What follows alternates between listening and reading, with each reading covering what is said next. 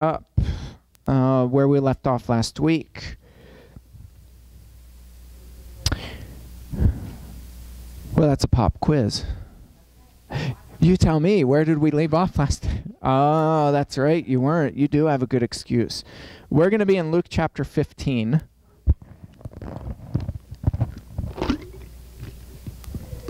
Last week we were talking about the two parables back to back. The parable of the wedding feast and then the parable of the great banquet. I'm skipping the cost of discipleship because that's actually how we started this class. This class on the life of Christ was started by us talking about this big narrative that Luke weaves throughout his gospel, that discipleship does come at a cost. And that cost is your life. We are supposed to lay down our lives for one another. And Jesus predicts his death, burial, and resurrection. And so it's no surprise. So his ministry is not about being productive. It's not about just working because that's what God says you're supposed to do. His ministry was immersed in the Son of God coming to suffer on behalf of mankind. And to be raised from the dead to give eternal salvation to us. So Jesus tells people, it's very clear. Jesus does not beat around the bush. He doesn't, there's no guessing. There's no gray area. He's very straightforward. If you're going to be my disciple, you've got to be willing to deny yourself, take up your cross daily, and follow me. So I don't think there's a whole lot more to really hammer on that point because we hit it every single week because you just can't get away from it. We actually went over some of these parables. Luke links these parables kind of together. The parable of the lost sheep, the parable of the lost coin, the parable of the prodigal son. He links these together on purpose to show the worth of people who fall away, and the worth of restoring somebody. That's far more important. That's far more valuable than just nurturing people who are already saved. And I think we easily get caught into this trap where we all want to become shepherds. You know what I mean? We all want to just shepherd the flock and that be our focus. And that's just, it's not biblical. It's not bad to nurture each other and to care for each other, and Christians certainly are called to do that. But I think that's one of the values in church leadership. You have shepherds who, that's their sole job or their primary job is to shepherd and nurture people who are already Christians. There's great value in that. But if everybody's doing that, there's no room for evangelism.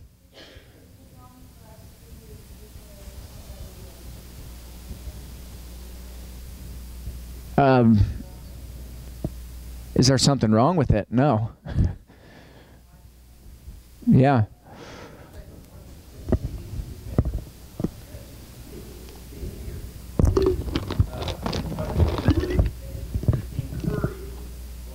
Yeah, edification is a huge thing. You find edification is vital.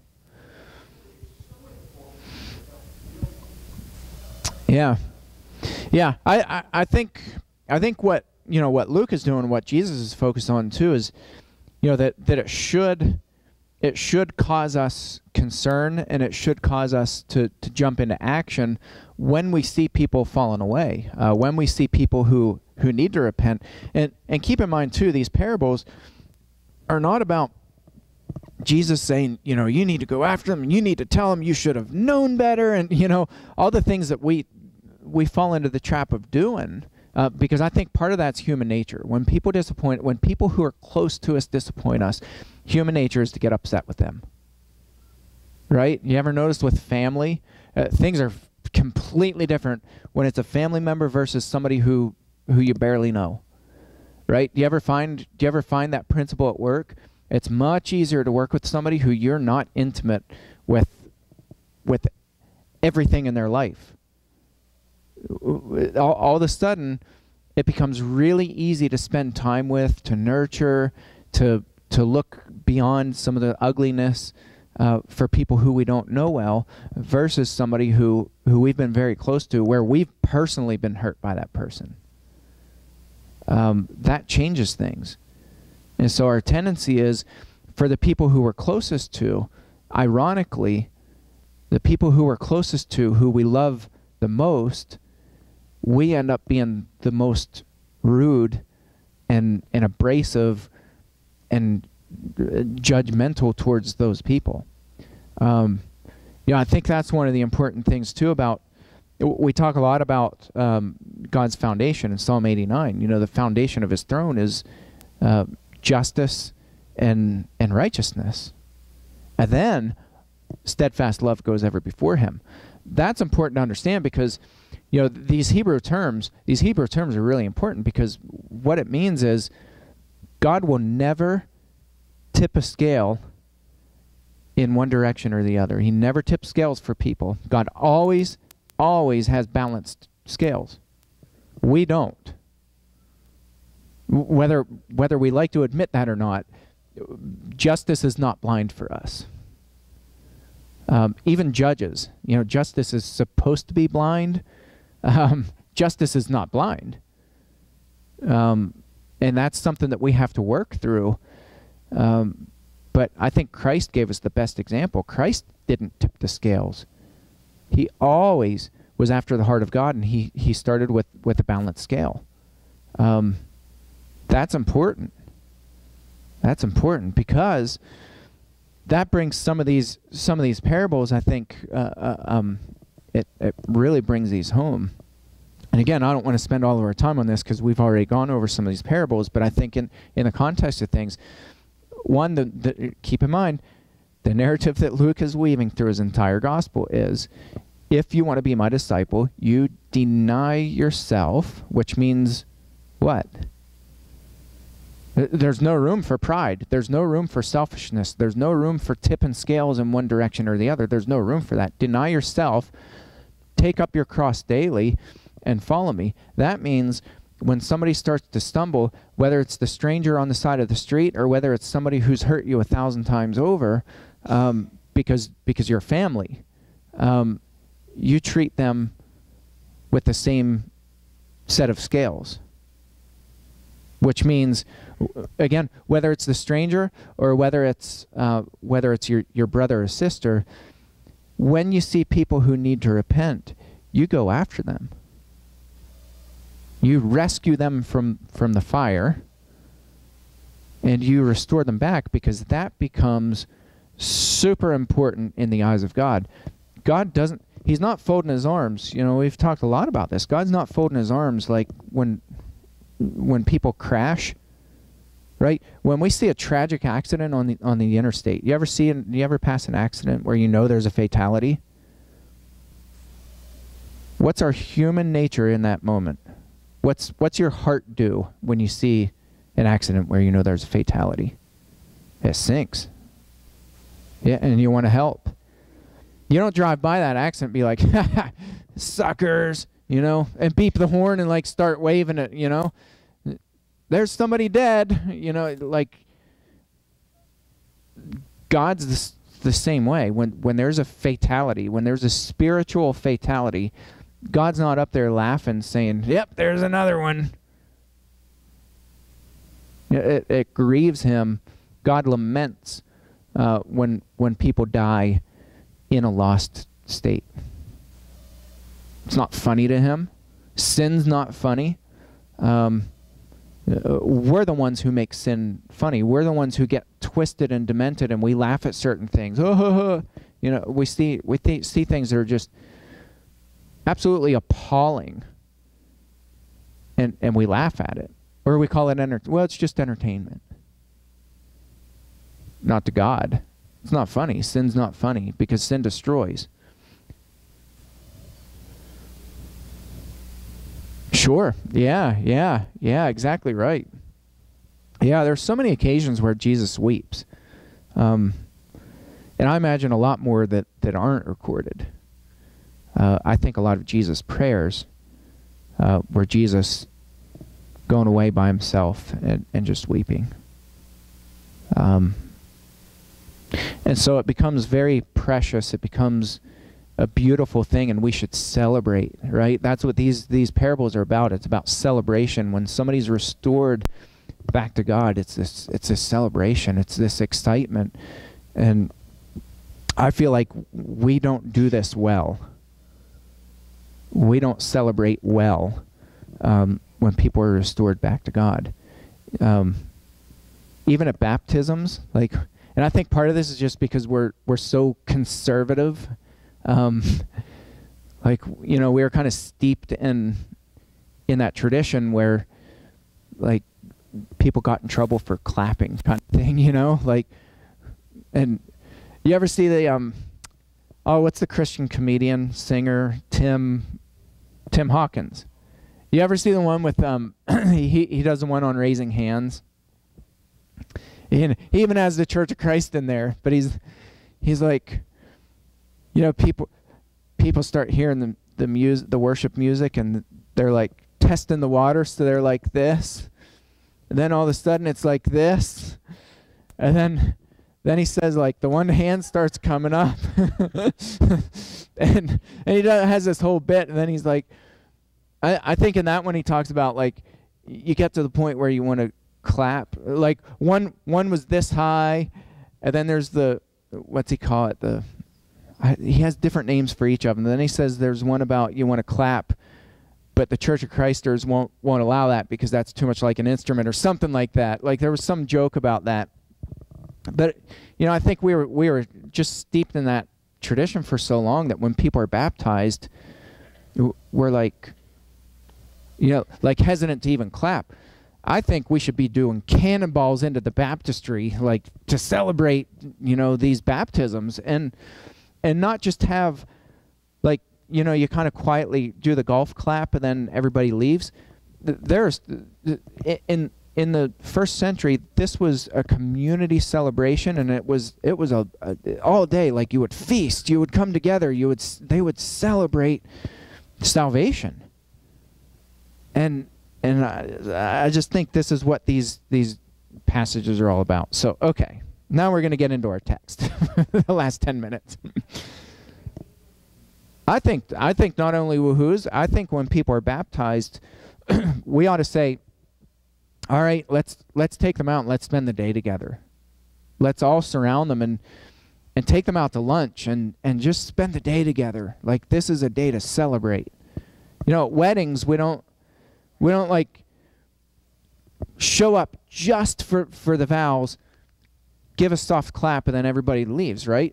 A wedding is a full day celebration. Family comes from all over the world, and friends are there, and it's this big celebration, community celebration. There's a reason for that. It's something worth celebrating. It should be celebrated. Yeah. Okay.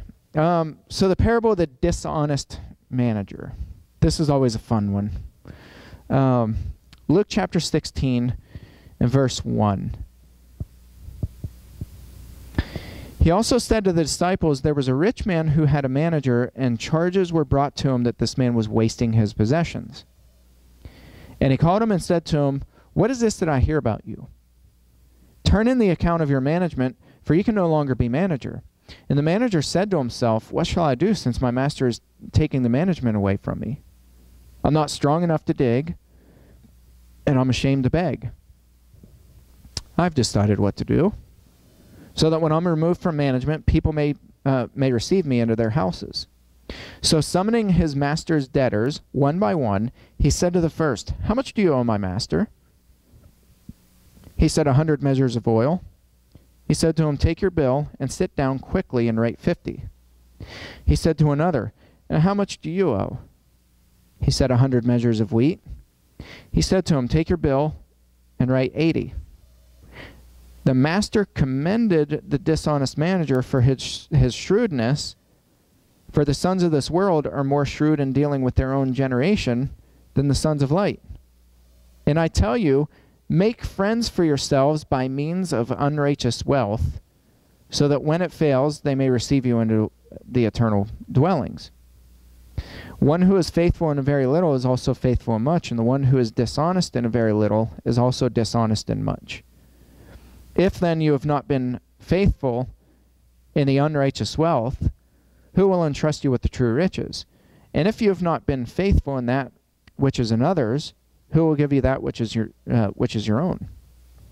No servant can serve two masters, for either he will hate the one and love the other, or he will be devoted to the one and despise the other. You cannot serve God and money. So, man, I used to wrestle with this one. I was like, so Jesus is telling us to be dishonest. I like it. He's not telling us to be dishonest. Okay, we're going to break it down, and I think it's actually much more simple than we make it out to be. All right, so first of all, what's going on? You have this servant, this manager, who charges are brought against him because he's mismanaging money, right? We don't necessarily get an indication that he was stealing money, but he certainly was wasting money. So, and it could have been, you were a manager, so this will be fun for you. Did you ever have to fire people for performance issues? Yeah, right. So, there are some people who go into a job thinking that they'll be really good at it. We've probably all done this. You go into a job and you're like, man, this sounds like the dream job. And then you start the job and you realize you're not as good at doing this job as you thought you would be, and you just have poor performance. Right? Some people just aren't cut out to be managers. It doesn't really mean that this guy's dishonest or that he's skimming money or that he's, you know, I would be a terrible manager because I'm just not organized. Organization it's not my gift. It's not my desire. I have no pleasure in filing things, organizing things, keeping records. I am the absolute worst. And there's kind of a joke here, which isn't really a joke. I tell people, if you want me to remember something, don't ever hand me a piece of paper, because I can promise you that this piece of paper will be lost within 5 minutes, and I still don't know where those pieces of paper go. I've lost reams of paper that people have given me. And so I tell them, give me something electronically, because that can't get lost as easily. So if you email me or, you know, find some other way electronically to give something to me, it's much safer. So I think this manager, for whatever reason, he's about to get fired. He's about to fire himself. Okay? So the boss calls him in. You know, what is this I hear about you? Turn in the account of your management, for you can no longer be manager. So he's fired. He's canned. So the guy says, okay, what do I do? You know, I'm not strong enough to go out in the fields. You know, I'm not going to beg. Which actually I think tells me that this guy's a little bit honest. He's like, I could just say, well, fine, I'll just go out and live off the system. The guy won't do it, right? So I don't think the guy's this wicked, dishonest person. I don't get that indication. I think he's just a bad manager. So then he says, well, I need to get people to see me favorably so that I can go into their houses. And well, probably part of that is employment, right? He has to have a good reputation. He's not going to leave on a bad note. Oh, you're the guy who got fired. He doesn't want their reputation, rightfully. So on his way out, he wants to leave a good impression on people. So he starts negotiating deals. Now you look at this and you're like, wait a second. The master comes back and he commends him. He's praising him for doing this. Okay, I didn't either for years and years. And then I really thought about it, and I was like, these are people who are indebted, right? They owe debt. This is stuff that's gone to collections, right? So what do banks do? Right. For what amount? They negotiate, right? Why do they negotiate? Yeah, return on investment. If you ask for 100% of somebody who's not giving you a single dime, and you say, you need to pay this all, plus penalties and interest, and guess what you're going to get? Right? Because people come back and they say, how can I ever pay that? I can never pay that amount. This guy actually does one of the smartest, probably the smartest business decision, which makes him a good manager, at least in one sense. He goes back, and now the master is getting all this money. He was getting this much, most likely. He was getting nothing, and now this guy negotiated the bills, and that put the master in good favor with his customers. Because instead of being the guy who's beating on their door saying, you need to pay up, these people now are favorable towards not only the master, but towards the guy who worked the deals out. He negotiated their debt. It was actually a very wise thing to do, which is why the word shrewd is used. The word shrewd just means wise. It was a wise thing to do.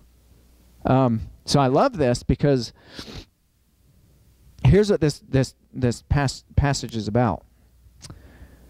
Let's jump down. Verse 8, the master commended the dishonest manager. I don't like the word dishonest because that's not actually the word that's used. I don't know why they translated the word dishonest. It's not dishonest. Yeah, unjust is a much better translation. Unjust doesn't mean dishonest, I don't think. Do you get the sense that means dishonest? I don't think it was a dishonest thing that he did. Unjust because he didn't have permission by his master to do this. That's an unjust thing to do. That wasn't a dishonest thing to do. I don't get the sense. I think it's just a poor translation. You will. There's going to be this epiphany where at the end you're gonna almost raise your one hand.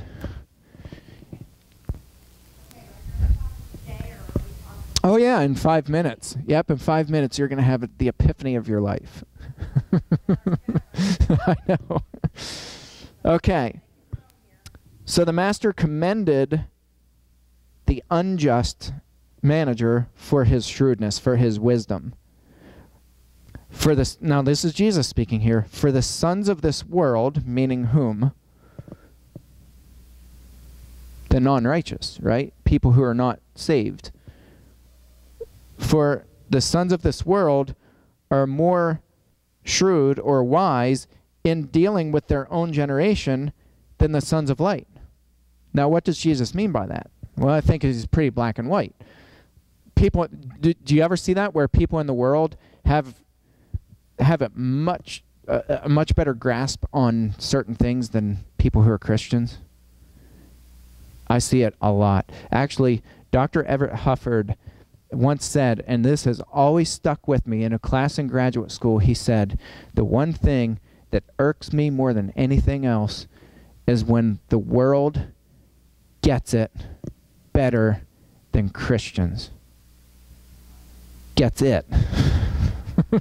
Life, figuring things out.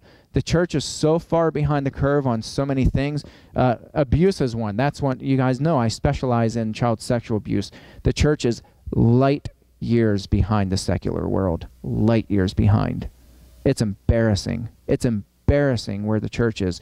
The church should be the ones where we have a grasp on good and evil, and we say, look, we're not going to allow evil to take place. We're inviting the devil into our churches, and we're like, coddling them, coddling the devil. Like we bring abusers into the churches and we're like, oh, in the name of grace, while they're still abusing wives and children and whoever it is, and we're coddling them. We are light years behind the world, the secular world. And it's not just in the area of abuse, it's in so many areas. We're behind. We're behind the 8 ball. So this is what Jesus is saying. The sons of this world are more wise in dealing with their own generation than the sons of light. This is not a compliment. Jesus is not complimenting his disciples here. Verse 9, and I tell you, make friends for yourselves by means of unrighteous wealth, so that when it fails, that is the unrighteous wealth, they may receive you into the eternal dwellings. What's he saying here? Unrighteous wealth is what? Yeah, material possessions. That's unrighteous. There is no righteousness in money. Money is not inherently good or evil. Money is just material possessions or material possession. It's unrighteous. Right. So he's saying, don't be afraid to make friends by using money. So what's that mean? Don't take such value in money. Don't tell people, you owe me this amount of money, and like there's sometimes you need to just let it go, because it doesn't matter. It's just money. There's sometimes when you have to take a loss and just write it off and say, you know what, they're never going to pay me back, and that's okay. Use unrighteous wealth to gain friends, because in the end, it's unrighteous wealth. It doesn't matter. If you can secure a good relationship with somebody because you write off debt, and because you give people money, you just hand it out freely, you've done a good thing. It's just money. Yeah, don't let the money destroy your relationships. Don't let it control you. Don't let it consume your mind. Don't let it consume your energy. It's just money. And this manager got it. In the end, he didn't care. He made a very wise business move with his master. He didn't say, well, my master, I need to have every penny accounted for. He came back and he was like, you know what? It's just money. He's not going to get the money anyway. So I'm just going to negotiate the bills, and we're going to restore these relationships with, the client customer, or the business customer relationship. We're just going to restore these relationships, because that's more important than trying to milk every penny out of these people. That was a wise thing to do.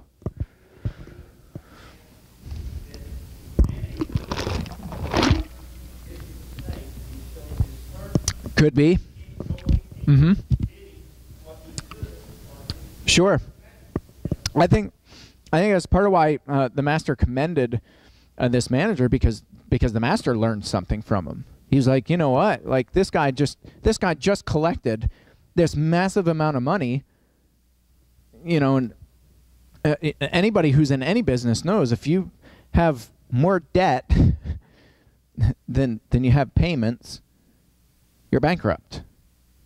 You're going to fold your business. This guy went in, he negotiated the debt, because in the end, I'm getting fired anyway, and it's just money, and I want to have a good relationship with them. And I want to leave on good terms, and I want the customers to have a good relationship with my master. The guy just did a brilliant thing. I think he did a brilliant thing. Then Jesus comes back, verse 10, the one who's faithful in very little is also faithful in much. And the one who is dishonest, again, I don't like that translation, unjust. The one who is unjust in a very little is also unjust in much.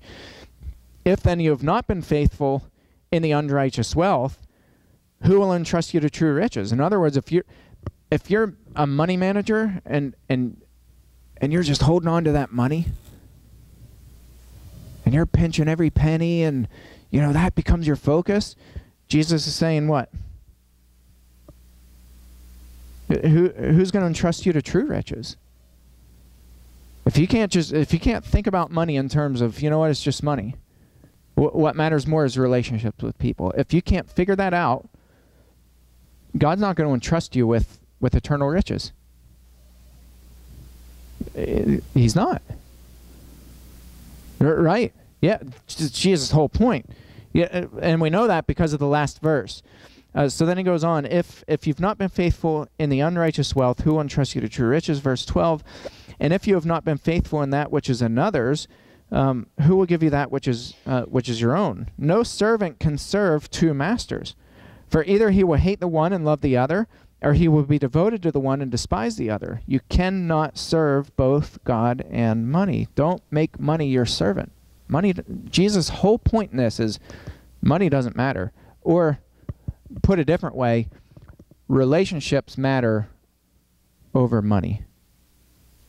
Because these things are eternal. These are remember, he's just talked about the parable of the lost coin, the lost sheep, the prodigal son, people being lost and being restored back because people left everything to go chase after that which was lost and to go find it. And if you're so focused on money, you're not going to leave that. I promise you, you're not going to quit jobs. Right now, there's, I'll close on this. Out in California, there's an actress from Macedonia. Has anybody saw this? Who was murdered by another actor. Her boyfriend. She was dating. She had moved to L.A. From Macedonia. Young, 25-year-old actress, aspiring actress. She was murdered like 2 or 3 days ago by her actor boyfriend. He's on the run. They don't know where he is. Her family left everything. Well, I say murdered. They're not sure. There's no body. They assume she just went missing. They assume that she's murdered, but they don't know. She could theoretically still be alive. Her family left everything in Macedonia, got on a plane, came back here, and they're looking for their daughter. Dead or alive, they're looking for their daughter. See, if your God is money, you're not going to leave your job to do that. You're not going to leave everything and go look for that which is lost. You can't serve both money and God. You can't do it. And so Jesus' whole point is money really doesn't matter. So use that money. Use those earthly possessions to gain friendships. How do you do that? He's not saying pay people off. He's saying the exact opposite. Write off debt. It's just money. Give things away. Instead of having yard sales, my wife and I actually do this, not because of this passage. I want to make that clear. I'm not that righteous. We do it because the thought of having a yard sale is a pain in the rear end. So we're like we'll gather, I don't know, a bunch of stuff. Like you just did it with all this stuff. Instead of having a yard sale, you bring it up and you donate it. Right? That's this passage being worked out. It just doesn't matter. It's just things.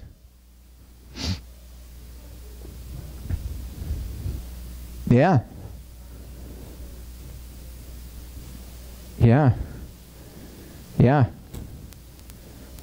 Yeah. Because it's just vanity, you know? So, yeah. So hopefully that gave you an epiphany. It's just money. So if somebody owes you something, if that's going to come between your relationship with that person, write off the debt. Tell them, your debt's forgiven. I don't care. I don't care about this money that you owe me because your relationship is more important than this money.